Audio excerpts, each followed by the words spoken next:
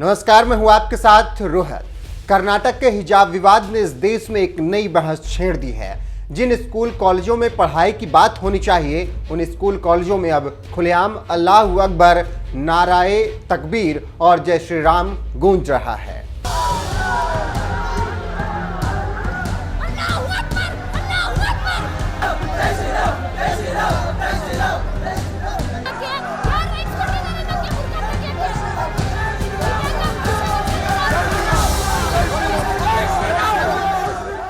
हिजाब विवाद की शुरुआत कर्नाटक से हुई, जहां ड्रेस कोड लागू होने के बावजूद मुस्लिम छात्राएं हिजाब पहनकर स्कूल कॉलेजों में जाने पर अड़ी रही। इन्हीं छात्राओं के समर्थन में अब देश के तमाम स्कूल कॉलेजों में हिजाब के समर्थन और विरोध को लेकर प्रदर्शन होने लगे हैं। तो वहीं असदुद्दीन ओवैसी, सीएम योगी आदित्यनाथ और सुब्रमण्यम स्वामी जैसे फायर ब्रांड नेताओं के भी इस मुद्दे पर बयान आने लगे हैं। बीजेपी सांसद सुब्रमण्यम स्वामी ने तो इस हिजाब विवाद पर भड़कते हुए यहां तक कह दिया कि हिजाब समर्थकों के बाप दादाओं को पाकिस्तान चुनना चाहिए था। सुब्रमण्यम स्वामी ने एक ट्वीट में हिजाब मुद्दे पर तीखी प्रतिक्रिया देते हुए कहा, हिजाब विवाद देखने के बाद जो मुस्लिम छात्राओं का बहिष्कार कर रहे हैं और कह रहे हैं कि पहले हिजाब फिर पढ़ाई, मैं ये सोच रहा हूं कि उनके दादाओं ने पाकिस्तान जाने के बजाय भारत में रहना क्यों चुना, वहां उन्हें बिना किसी दिक्कत के हिजाब पहनने मिल जाता। स्वामी का ये ट्वीट नागराजन नाम के एक ट्विटर यूजर के दिल में लग गई और लिखा, एक पढ़े लिखे व्यक्ति से इसकी उम्मीद नहीं की जा सकती। इस पर जवाब देते हुए स्वामी ने कहा, यह नफरत भरा कैसा है। पहले हिजाब वाले मुस्लिमों ने पाकिस्तान को न चुनकर भारत में रहने का फैसला कर अपना ही नुकसान किया है। इससे पहले एक और बयान बीजेपी सांसद सुब्रमण्यम स्वामी ने लिखा, बुर्का कुरान में कहीं लिखित तौर पर शामिल नहीं है। अगर कोई मुझे इस बात का लिखित प्रमाण देता है तो सबसे पहले बुरखे के मुद्दे पर उनके साथ खड़े रहने के लिए तैयार हूं। अगर ऐसा होता तो संसद में कई मुस्लिम महिलाएं साड़ी में प्रवेश करती हैं, तो क्या इन महिलाओं ने धर्म का अपमान किया है। आपको बता दें, कर्नाटक में हिजाब का विरोध इस साल जनवरी में शुरू हुआ था, जब राज्य के उडुपी जिले के सरकारी गर्ल्स पीयू कॉलेज की कुछ छात्राओं ने आरोप लगाया कि उन्हें कक्षाओं में जाने से रोक दिया गया है। विरोध के दौरान कुछ छात्राओं ने दावा किया था कि उन्हें हिजाब पहनने के लिए कॉलेज में प्रवेश से वंचित कर दिया गया था। इस घटना के बाद देश के कई स्कूल कॉलेजों में हिंदू छात्र भी भगवा गमछा और तिलक के साथ पहुंचने लगे। हालांकि कर्नाटक के प्री यूनिवर्सिटी शिक्षा बोर्ड ने एक सर्कुलर जारी किया था, जिसमें कहा गया था कि छात्र सिर्फ स्कूल प्रशासन की ओर से अनुमोदित वर्दी पहन सकते हैं और कॉलेज में किसी भी अन्य धार्मिक प्रथाओं की अनुमति नहीं दी जाए। इसके बावजूद हिजाब पर बवाल मचा हुआ है। बहरहाल इन सब के बीच बीजेपी सांसद सुब्रमण्यम स्वामी ने हिजाब फर्स्ट वालों के लिए जिस तरह से कहा है कि दादाओं ने पाकिस्तान जाने के बजाय भारत में रहना क्यों चुना, वहां उन्हें बिना किसी दिक्कत के हिजाब पहनने को मिल जाता। उनके इस बयान पर आपका क्या कुछ कहना है, अपनी राय कमेंट कर हमें जरूर बताएं। साथ ही हिजाब विवाद पर यूपी के मुख्यमंत्री योगी आदित्यनाथ ने क्या कुछ कहा, आइए आपको सुनाते हैं।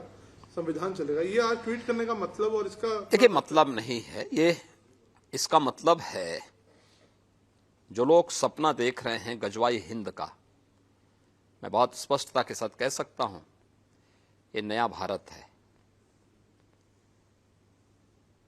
ये दुनिया के सबसे लोकप्रिय नेता से नरेंद्र मोदी जी के नेतृत्व का भारत है। इस नए भारत में विकास सबका, लेकिन तुष्टीकरण किसी का नहीं।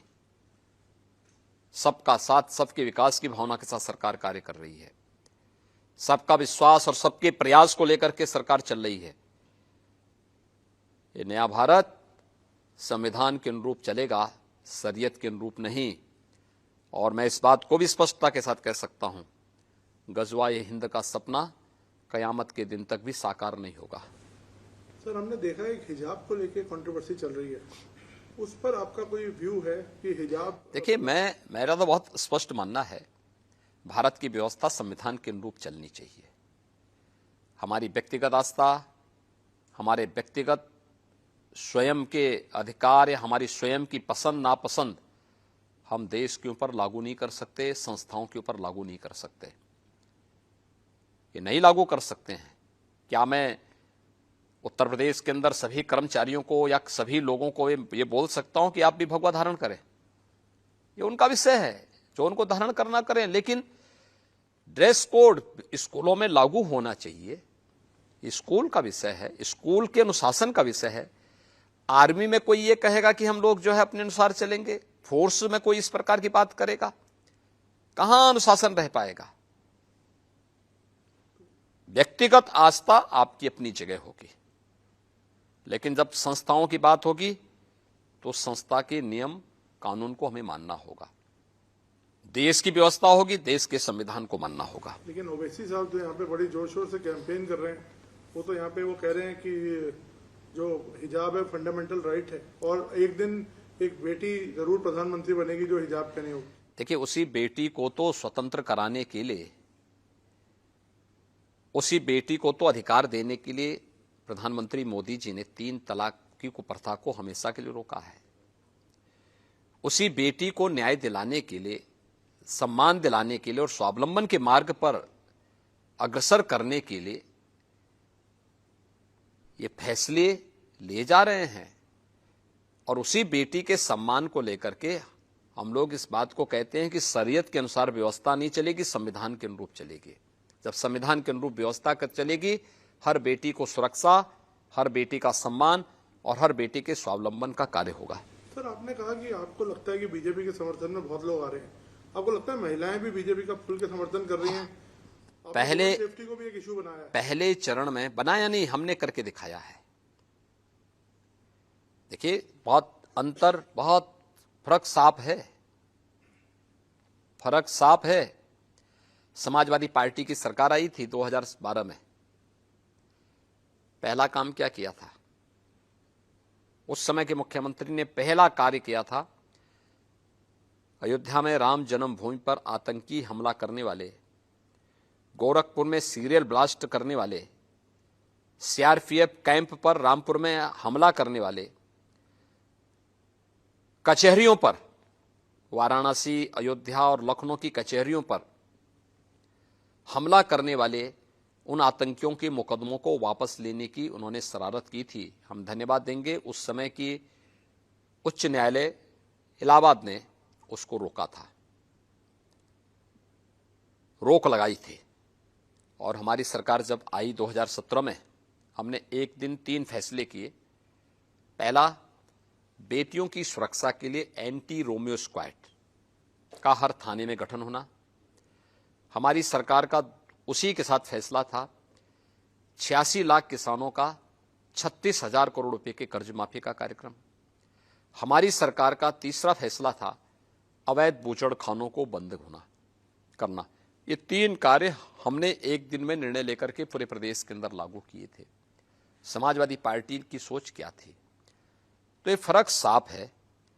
हम बेटियों की सुरक्षा को लेकर के एंटी रोमियो स्क्वाड से लेकर के आज मिशन शक्ति के 3rd फेज तक, यूपी पुलिस में 1947 से 2017 तक जितने महिला पुलिस कार्मिक थे, इन 5 वर्षों में उससे 3 गुना ज्यादा आज के दिन पे कार्यरत हैं।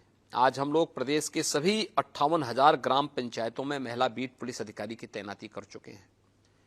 वे वहां पे सुरक्षा पे चर्चा करती है, गांव की महिलाओं को केंद्र और राज्य सरकार से जुड़ी हुई महिला कल्याणकारी योजनाओं के साथ जोड़ने का काम भी करती है। तो स्वाभाविक रूप से महिला सुरक्षा, महिलाओं का सम्मान और उनका स्वावलंबन अत्यंत महत्वपूर्ण है। सभी 58,000 ग्राम पंचायतों में बैंकिंग सुविधा हमारी सरकार ने दिया है, बैंकिंग कॉरेस्पोंडेंट सखी के माध्यम से। 1 करोड़ महिला स्वयंसेवी समूह से जुड़ी हुई बहनों को प्रदेश के अंदर महिला स्वयंसेवी समूह के माध्यम से जोड़ करके, कन्वर्जेंस के माध्यम से उनको कार्य पे लगा करके, रिवॉल्विंग फंड उन्हें उपलब्ध करवा करके उन्हें आर्थिक स्वावलंबन की ओर अग्रसर किया गया है। महिला सुरक्षा महत्वपूर्ण है और स्वाभाविक रूप से प्रथम फेज में जाति, मत, मजहब की सीमाओं को तोड़ करके माताओं, बहनों ने, बेटियों ने भारतीय जनता पार्टी के सुरक्षा के इस एजेंडे को मुक्त कंठ से स्वीकारा है, उसकी प्रशंसा की है और भारतीय जनता पार्टी के पक्ष में अपना समर्थन और आशीर्वाद दिया है। सर, आपने सुरक्षा की बात करी तो मैं सुरक्षा पे बात करता हूँ। विपक्ष कहता है कि आपने ठोको राज बना दिया है। एक तरफ आप कहते हैं आपने गुंडा राज खत्म किया है, तो वो कहते हैं यहाँ पे कानून का कोई राज नहीं है, जिसका मन करता है उसको पकड़ के अंदर डाल देते हैं। देखिए, कानून का भय हर उस व्यक्ति के मन में होना चाहिए जो सुरक्षा के लिए खतरा है। यही फर्क है। 2017 के पहले हर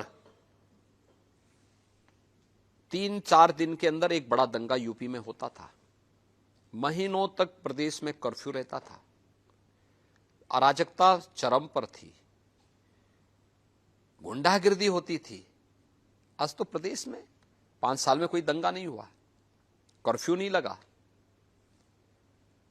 आज प्रदेश के अंदर कर्फ्यू नहीं लगता है, व्यापारी और महिलाओं पर बमबाजी नहीं होती। आज तो प्रदेश में कावड़ यात्रा शानदार तरीके से निकलती है और हर हर बम बम का नारा लगा करके कावड़ यात्री जब निकलते हैं तो उसका दूसरा ही नज़ारा होता है। ये आस्था का भी सम्मान है और लोगों को प्रदेश के अंदर सुरक्षा का एहसास भी कराता है।